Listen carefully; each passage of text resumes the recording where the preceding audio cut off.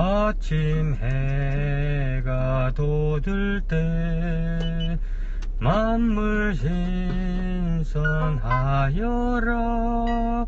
나도 세상 지낼 때에 햇빛 되게 하소서. 주여 나를 도우사 세월 허송 않고서 어두운 세상 지낼 때 햇빛 되게 하소서. 새로 오는 광음을 보람 있게 보내고 주의 일을 행할 때에 햇빛 되게 하소서.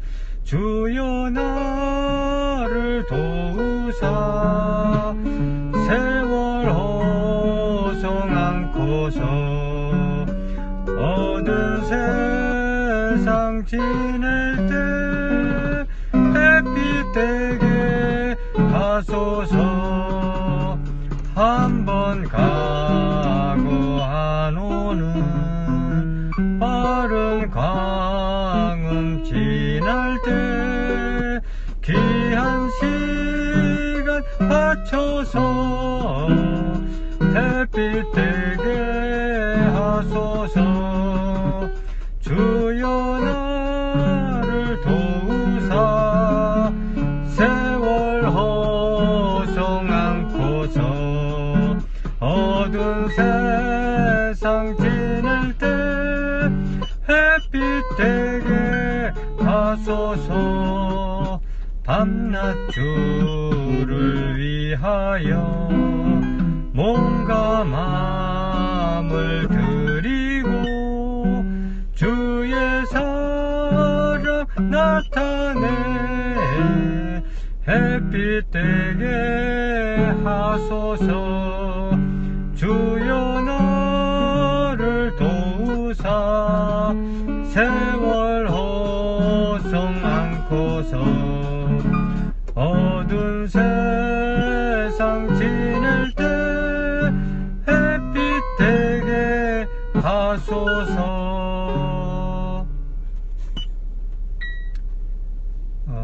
1인 1교회 예배를 드리도록 하겠습니다. 오늘은 자가용 안에서 예배를 드리게 됐습니다. 지금 비가 많이 와야 되는데요. 비가 상당히 부족한 가운데 있어요. 그런데 오늘 파주 운정 지역 비가 지금 내리다가 어느 정도 소강 상태에 접어들었어요. 그래서 오늘 내일 사이로 비가 많이 온다고 하는데 하여튼 이 비가 단비가 되어서 모든 만물이 소생하는 그런 대한민국이 되기를 바랍니다. 요한복음을 보고 있으니까요. 요한복음을 좀 열어보겠습니다.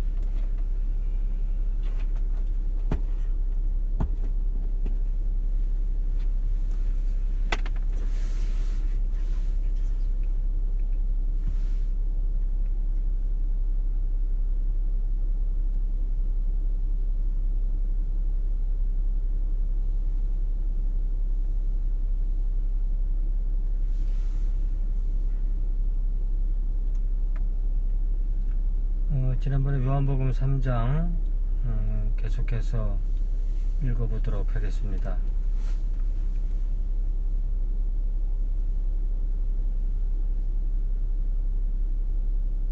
22절 3장 22절 이후에 예수께서 제자들과 유대 땅으로 가서 거기 함께 유하심에 세례를 주시더라. 요한도 살렘 가까운 에논에서 세례를 주니 거기 물들이 많음이라 사람들이 와서 세례를 받더라. 요한이 아직 옥에 갇히지 아니하였더라. 이에 요한의 제자 중에서 한 유대인으로 더불어 결례에 대하여 변론이 되었더니 저희가 요한에게 와서 가로되 랍비여 선생님과 함께 요단강 저편에 있던 자 곧 선생님이 증거하시던 자가 세례를 주매 사람이 다 그에게로 가더이다. 요한이 대답하여 가로되 만일 하늘에서 주신 바 아니면 사람이 아무것도 받을 수 없느니라. 그러니까 세례 즉 침례, 이 침례를 베푼다, 침례를 준다. 세례나 침례나 이게 다 물을 상징하고 있는 것이죠. 그래서 예수님의 그 죽으심과 부활, 이 죽으심과 부활을 상징한다고 하는데, 물이라고 하는 것은 참 진리를 나타내는 것이고, 그리고 이 물은 깨끗한 물, 하늘에서 내려오는 물은 생수죠. 깨끗한 물이 되어야 하는 것입니다. 깨끗한 물은 결국 산 위에서 내려오는 물인데,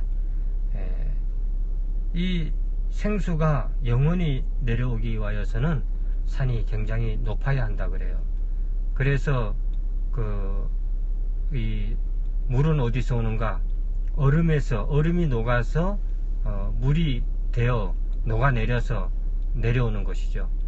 그러니까 얼음이라고 하는 것은 무한히 깨끗한 물을 상징하고 있는 것입니다. 물은 진리를 상징하는 것이고, 그리고 하늘에서 내려오는 물이어야만 바로 그 진리의 말씀, 진리의 물, 생수가 되는 것이죠. 그런데 그 산이 그 3000m쯤 되면 거기서부터 물이 녹는다고 그래요. 그래서 우리나라 백두산은 3000m가 되지 않기 때문에 그만 여름이 되면 백두산에 쌓여있던 모든 눈이 녹는다고 합니다.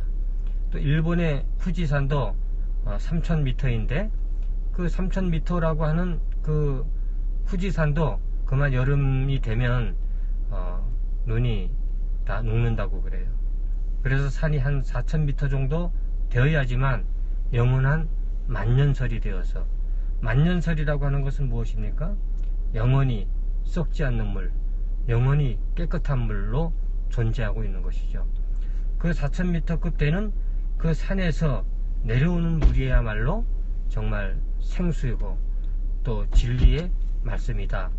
그래서 세례를 준다 하는 그런 말도 다른 말로 표현을 하자면 말씀을 전파한다, 하나님의 말씀을 받는다, 이렇게 바꾸어서 생각을 해볼 수도 있습니다. 그러니까 예수님은 어쩌면은 요한에게도 배웠을런지도 모르죠. 요한의 또 제자일 수도 있습니다. 침례 요한. 그래서 이제 예수님이 사명을 가지고 30세가 되었을 때 하늘로부터 내려오는 그 사명을 받고 이제 하나님의 말씀, 진리의 말씀을 전하기 시작을 한 것이죠. 자, 진리의 말씀, 하나님의 말씀을 전하고 그 하나님의 말씀을 받는 이러한 행위가 다 세례를 베풀고 세례를 받는다, 이렇게 표현을 해도 무방하겠습니다. 물론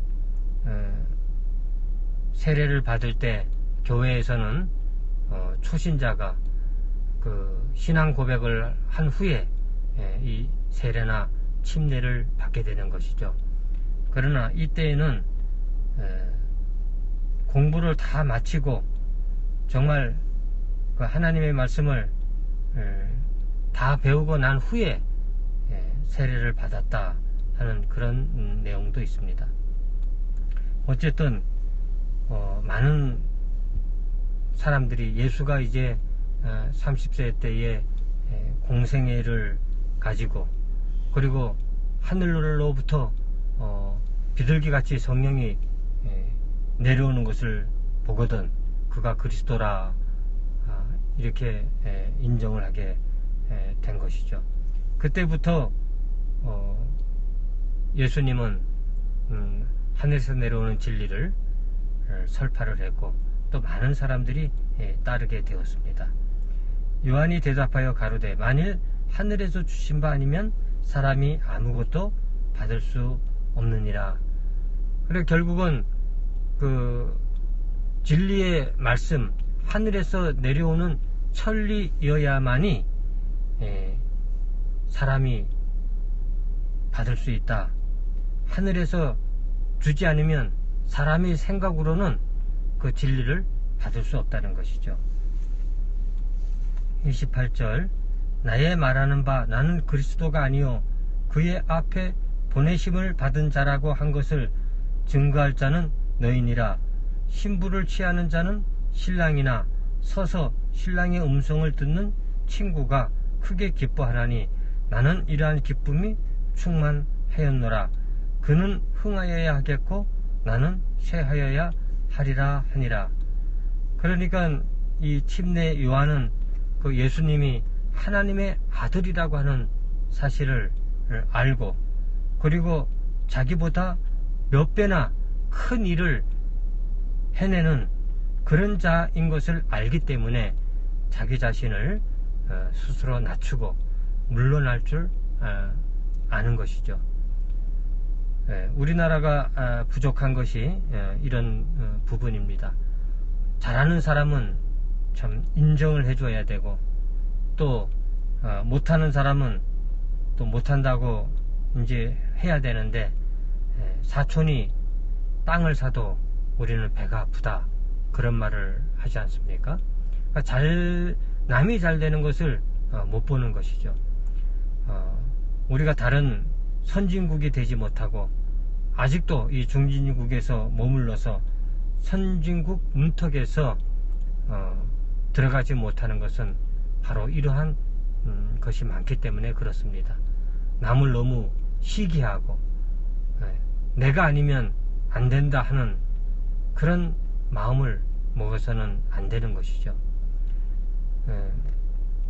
우리는 기독교인이지만 기독교가 아닌 다른 종교는 너무 푸대접하고 또 우상숭배라고 멸시하고 그리고 큰 죄악을 저지르는 집단처럼 그렇게 생각해서는 안 되는 것이죠.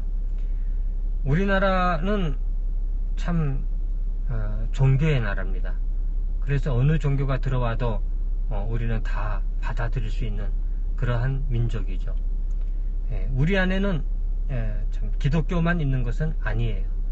이제 조선이라고 하는 나라가 망하고 또 유교 전쟁이 발발하고 그리고 이 나라가 망했을 때 유교는 함께 같이 망하게 된 것이죠.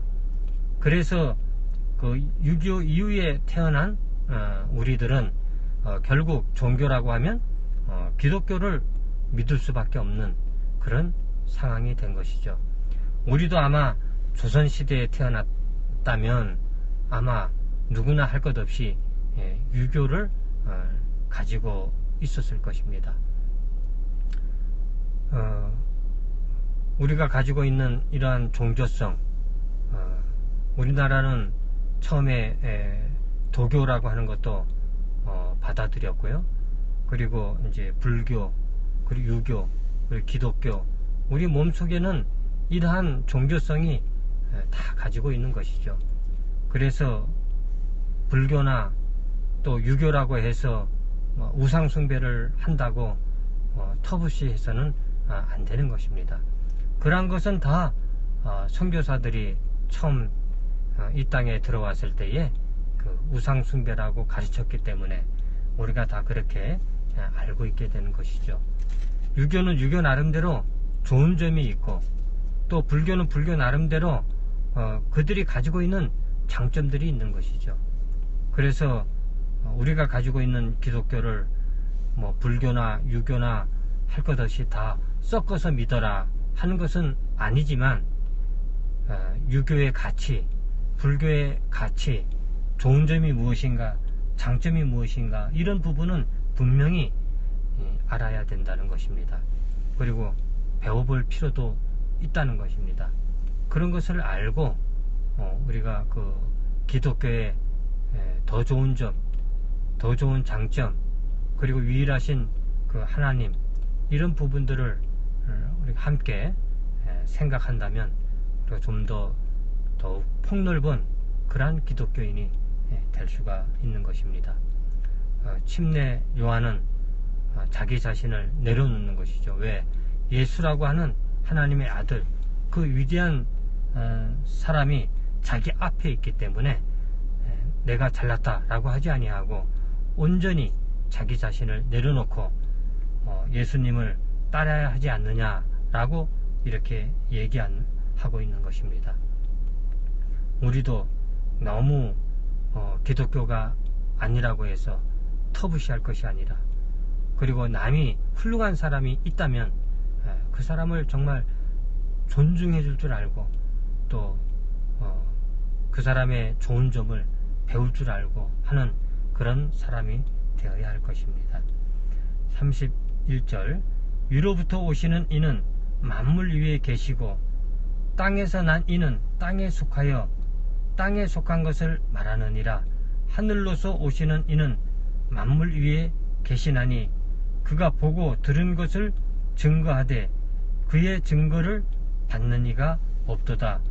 그의 증거를 받는 이는 하나님을 참되시다 하여 인쳤느니라. 그러니까 예수님이 증거하는 것은 하늘에서 내려온 진리의 말씀, 그 진리를 증거하고 전한다는 것이죠. 사람의 생각이나 그리고 사람에서 나오는 그 여러가지 말들은 진리가 되지 못하는 것이죠. 34절, 하나님이 보내시는 이는 하나님의 말씀을 하나니 이는 하나님이 성령을 한량없이 주심이니라. 아버지께서 아들을 사랑하사 만물을 다 그 손에 주셨으니 아들을 믿는 자는 영생이 있고 아들을 순종치 아니하는 자는 영생을 보지 못하고 도리어 하나님의 진노가 그 위에 머물러 있느니라. 아들을 믿는 것이 바로 영생이 되는 것입니다.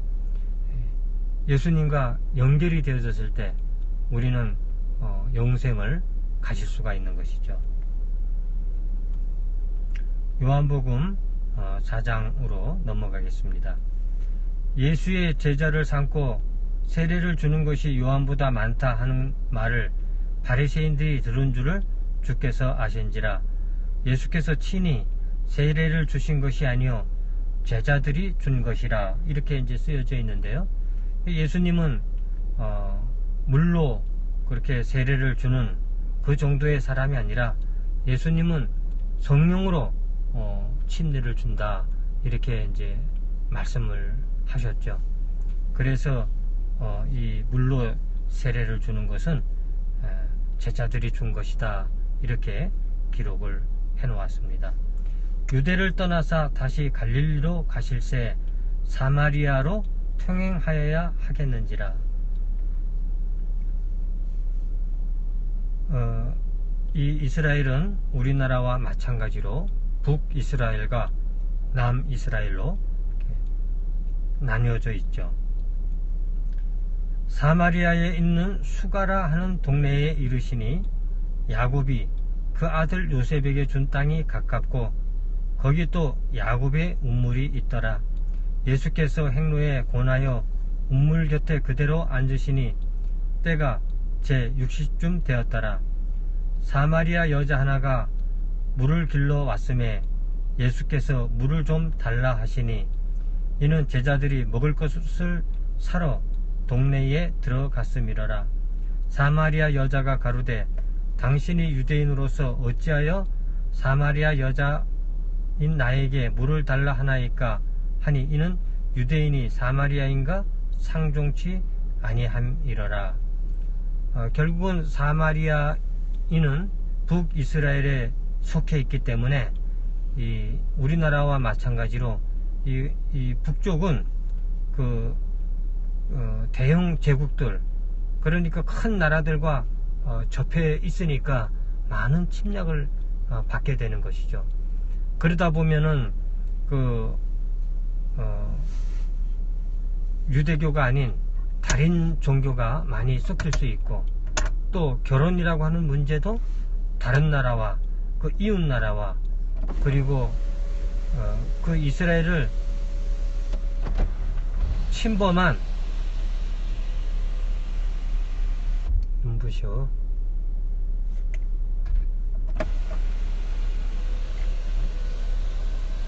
그 나라와 침범한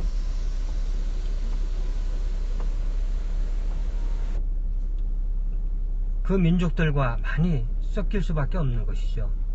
그래서 이 정통 남이스라엘 유대라고 하는 거기서는 북이스라엘을 상종하지 않고 또 터부시하고, 그리고 다른 민족들과 피가 섞였다고 하면서 멸시하게 된 것이죠. 그래서 유대인들은 이 사마리아인들과 상종치 하지 아니했다는 것입니다. 예수께서 대답하여 가라사대 내가 만일 하나님의 선물과 또 내게 물 좀 달라 하는 이가 누구인 줄 알았다면 내가 그에게 구하였을 것이요 그가 생수를 내게 주었으리라. 여자가 가로되 주여 물기를 그릇도 없고 이 운물은 깊은데 어디서 이 생수를 얻겠삼나이까. 우리 조상 야곱이 이 운물을 우리에게 주었고 또 여기서 자기와 자기 아들들과 짐승이 다 먹었으니 당신이 야곱보다 더 크니이까. 예수께서 대답하여 가라사대 이 물을 먹는 자마다 다시 목마르느니와 내가 주는 물을 먹는 자는 영원히 목마르지 아니하리니 나의 주는 물은 그 속에서 영생하도록 솟아나는 샘물이 되리라. 여자가 가로되 주여 이런 물을 내게 주사 목마르지도 않고 또 여기 물길로 오지도 않게 하옵소서. 가라사대 가서 내 남편을 불러오라. 여자가 대답하여 가로되 나는 남편이 없나이다. 예수께서 가라사대 내가 남편이 없다는 말이 옳도다. 내가 남편 5이 있었으나 지금 있는 자는 내 남편이 아니니 내 말이 참되도다. 여자가 가로되 주여 내가 보니 선지자로소이다. 우리 조상들은 이 산에서 예배하였는데 당신들의 말은 예배할 곳이 예루살렘에 있다 하더이다. 예수께서 가라사대 여자여 내 말을 믿으라. 이 산에서도 말고 예루살렘에서도 말고 너희가 아버지께 예배할 때가 이르리라. 너희는 알지 못하는 것을 예배하고 우리는 아는 것을 예배하노니 이는 구원이 유대인에게서 남이니라. 아버지께서 참으로 예배하는 자들은 신령과 진정으로 예배할 때가 오나니 곧 이때라. 아버지께서는 이렇게 자기에게 예배하는 자들을 찾으시느니라. 하나님은 영이시니 예배하는 자가 신령과 진정으로 예배할지니라. 여자가 가로되 메시아 곧 그리스도라 하는 이가 오실 줄을 내가 아노니 그가 오시면 모든 것을 우리에게 구하시리이다. 예수께서 이르시되 내가 말하는 내가 그로라 하시니라.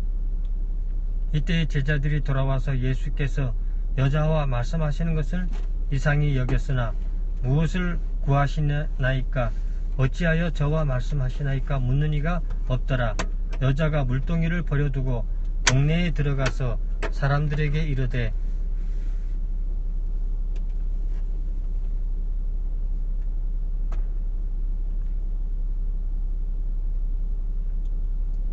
나의 행한 모든 일을 내게 말한 사람을 와보라. 이는 그리스도가 아니냐 하니 저희가 동네에 나와 예수께로 오더라. 그 사이에 제자들이 청하여 가로되 라삐어 잡수소서. 가라사대 내게는 너희가 알지 못하는 먹을 양식이 있느니라. 제자들이 서로 말하되 누가 잡수실 것을 갖다 드렸는가 한데 예수께서 이르시되 나의 양식은 나를 보내신 이의 뜻을 행하며 그의 일을 온전히 이루는 이것이니라. 너희가 넉 달이 지나야 추수할 때가 이르겠다 하지 아니하느냐. 내가 너희에게 이르노니 눈을 들어 밭을 보라. 휘어져 추수하게 되었도다. 거두는 자가 이미 싹도 받고 영생에 이르는 열매를 모으나니 이는 뿌리는 자와 거두는 자가 함께 즐거워하게 하려 함이니라. 그런즉 한 사람이 심고 다른 사람이 거둔다 하는 말이 옳도다. 내가 너희로 노력지 아니한 것을 거두러 보내었노니 다른 사람들은 노력하였고 너희는 그들의 노력한 것에 참여하였느니라. 여자의 말이 그가 나의 행한 모든 것을 내게 말하였다 증거하므로 그 동리 중에 많은 사마리아인이 예수를 믿는지라. 사마리아인들이 예수께 와서 자기들과 함께 유하기를 청하니 거기서 이틀을 유하심에 예수의 말씀을 인하여 믿는 자가 더욱 많아 그 여자에게 말하되 이제 우리가 믿는 것은 내 말을 인함이 아니니 이는 우리가 친히 듣고 그가 참으로 세상의 구주신 줄 알미니라 하였더라. 이틀이 지나며 예수께서 거기를 떠나 갈릴리로 가시며 친히 증거하시기를 선지자가 고향에서 높임을 받지 못한다 하시고 갈릴리에 이르심에 갈릴리인들이 그를 영접하니 이는 자기들도 명절에 갔다가 예수께서 명절 중 예루살렘에서 하신 모든 일을 보았음이더라. 예수께서 다시 갈릴리 가나에 이르시니 전에 물로 포도주를 만드신 곳이라. 왕의 신하가 있어 그들이 가버나움에 병들었더니 하여튼 이렇게 길게 좀 읽었습니다. 그러니까 사마리아와의 대화, 너희 배에서 생수가 넘친다, 생수의 물이 넘친다, 이렇게 이제 말씀을 했죠.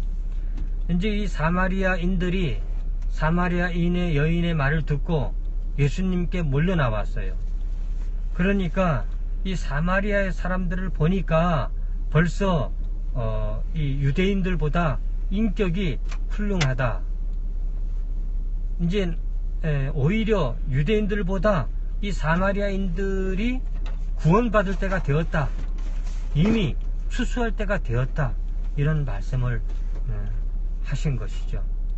이 사마리아 여인과 생수에 대해서 이야기를 나누고 있는 거 아닙니까?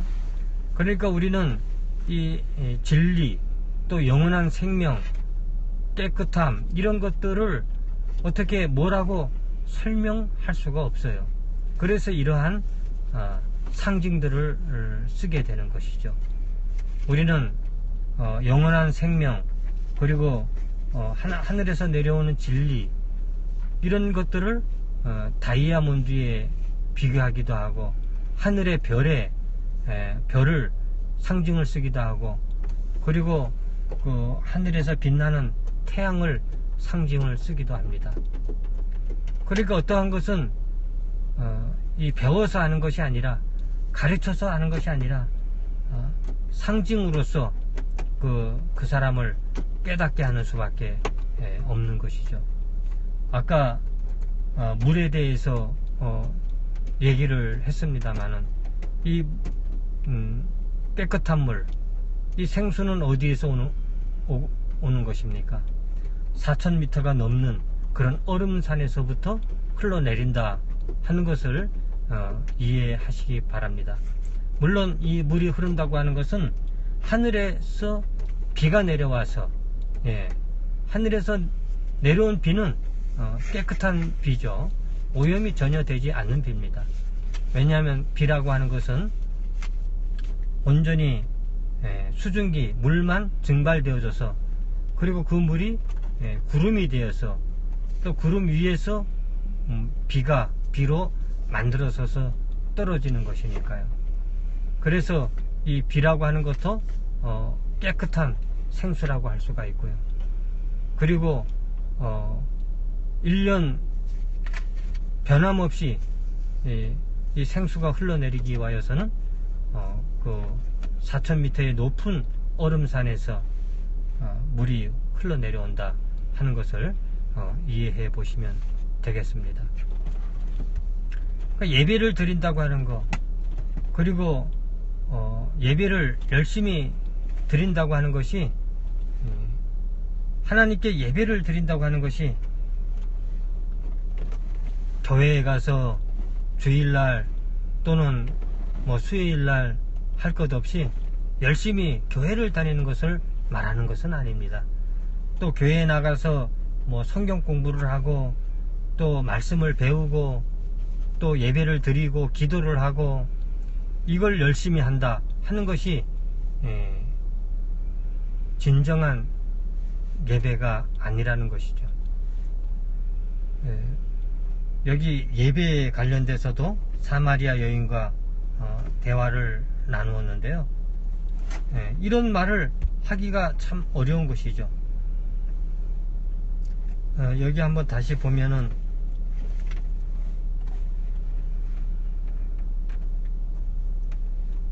21절에 보면은 4장 예수께서 가라사대 여자여 내 말을 믿으라.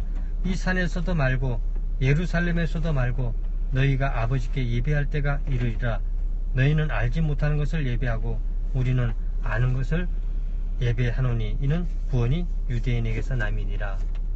자, 이런 말씀들을 볼 때 종교인이야말로 때로는 이 종교에 갇혀 있기가 쉬운 것이죠.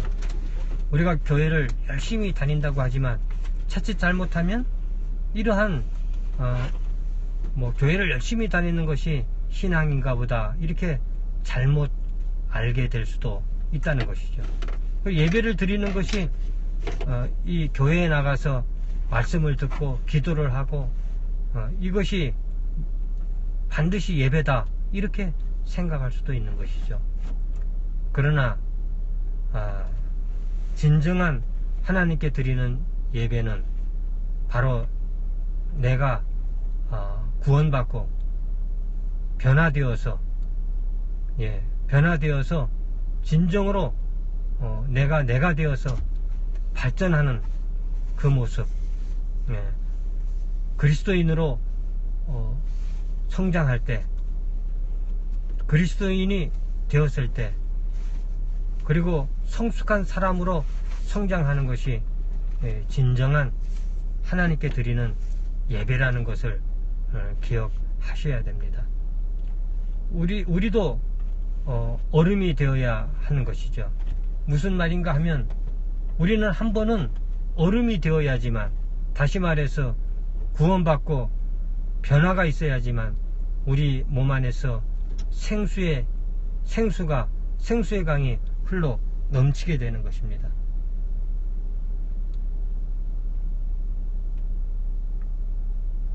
여기 요한복음 4장 14절에 보면은 내가 주는 물을 먹는 자는 영원히 목마르지 아니하리니 나의 주는 물은 그 속에서 영생하도록 솟아나는 샘물이 되리라. 우리는 그 얼음이 되기 위하여서는 또 이 생수를 마셔야 되고 또 이 깨끗한 흘러나오는 이 샘물을 마시다 보면, 하나님의 말씀을 듣다 보면 나도 깨끗한 자가 되어서 얼음이 되어서 이제 내 안에서도 생수의 강, 생수의 물이 내 안에서 영생하도록 솟아나는 샘물이 될 수 있다는 것입니다. 우리가 자녀를 생각해 볼 때도 그 자녀가 그 부모에게 효도하는 방법이 무엇입니까? 그 자식이 매일같이 부모를 찾아와서 용돈을 주고 또 인사를 하고 안부를 묻고 그런 것도 부모를 위하는 것이고 또 효도이겠지만, 그러나 부모가 바라는 것은 무엇일까요? 그 아들이 올바른 인격으로 자라나서 참된 사람으로 성장하는 것, 정말 그 자식이 그 자식으로서 인간답게 또 사람답게 또 자기 할 일을 다하는 그런 훌륭한 사람으로 성장해 주는 것, 이것이 부모가 바라는 진정한 마음인 것이죠. 그러니까 하나님이 진정으로 원하는 예배가 무엇입니까? 교회에 가서 열심히 예배 드리고 말씀을 듣고 기도하고 이런 것도 중요하지만, 그러나 가장 하나님이 바라는 것은 하나님의 자녀들이, 그리스도인들이 진정 자기 자신을 깨우치고 하나님의 사람으로, 그리스도인으로 성장하는 것을 우리 하나님은 바라는 것입니다. 그렇게 성장해서 그 사람도, 그 하나님의 자녀도 그 마음에서, 그 사람의 속에서 영원한 생수가 흘러 넘칠 수 있는 그런 사람으로 성장해 주기를 바라는 것이죠. 이것이 우리가 하나님께 드리는 진정한 예배라고 하는 것입니다. 오늘도 이 사마리아 여인과의 이 대화를 통해서 이러한 모습을 볼 수가 있는 것이죠.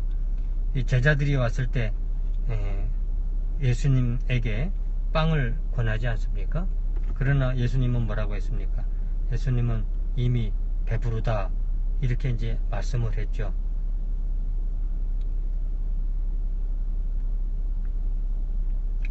어, 31절에 보니까 그 사이에 제자들이 청하여 가로되 랍비여 잡수소서. 가라사대 내게는 너희가 알지 못하는 먹을 양식이 있느니라. 제자들이 서로 말하되 누가 잡수실 것을 갖다 드렸는가 한데 예수께서 이르시되 나의 양식은 나를 보내신 이의 뜻을 행하며 그의 일을 온전히 이루는 것이니라. 우리는 이 땅에 살아가면서 사명을 가지고 살아가야 한다. 하나님이 주신 일이야말로 진정한 사명이다. 내 할 일을 하지 못하고 하나님이 주신 사명이 무엇인지 알지 못한다면 우리는 30년을 사나 100년을 사나 또 1000년을 사나 헛되게 살고 마는 것이죠.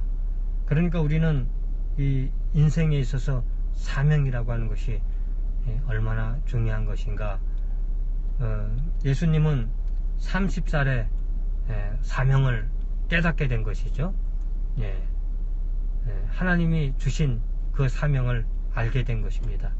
그래서 그 3년의 공생에 하나님의 말씀을 전파하고 그의 사명을 다하기 위하여서 십자가에 죽으시고 부활했습니다. 짧은 인생이죠. 33세에 죽었다고 하니까 33세의 죽음이라고 하는 것은 너무나 짧은 인생이지만, 그러나 그 사명을 다하고 완수하고 죽었다면 결코 그 죽음이야말로 그 안타까운 죽음이 아니게 된 것이죠. 여기 나오는 침례 요한도 30살에 순교를 당하지 않습니까? 그러나 자기의 사명을 다 완수하고 다 했기 때문에 참 안타깝다, 참 아깝다, 그런 마음을 가지지 않게 되는 것이죠. 오늘 이 말씀을 통해서 정말 생수가 무엇인가, 우리의 마음속에 생수의 강이 넘치기 위하여서는 우리도 얼음이 되어야 된다는 것, 이런 것들을 생각해 보시고, 얼음이 되기 위해서는 결국 하나님의 말씀을 자꾸 생각해 보고 하나님의 말씀을 듣고 또 그 하나님의 말씀을 믿음으로 받고 해서 결국은 내 자신도 얼음이 될 수 있는, 내 안에서 그래야지만 진리의 말씀, 영원한 생수가 흘러 나올 수 있는 것이니까요. 또 우리가 그 얼음이 되어서 많은 사람들에게 도움을 줄 수 있는, 영생을 얻게 할 수 있는 그런 사람들이 다 되어야 되겠습니다. 오늘 여기까지 말씀하고 예배를 마치도록 하겠습니다. 기도하겠습니다. 고마우신 아버지 하나님, 오늘 이 말씀을 통해서 참 우리가 진정한 예배가 무엇인가를 한 번쯤 생각해 보게 하여 주옵소서. 우리의 편견 속에 있는 것이 아니라 또 이 하나님께 드리는 예배가 그저 형식적인 것이 아니라 우리도 하나님의 말씀을 자꾸 듣는 것이 바로 내가 그리스도인으로서 성장하고 성숙한 그리스도인이 되어서 하나님과 마찬가지로 얼음이 되어서 내 속에서도 그 참된 생수가 흘러나올 수 있도록 인도해 주시고 축복해 주시고 또 도움을 허락해 주옵소서.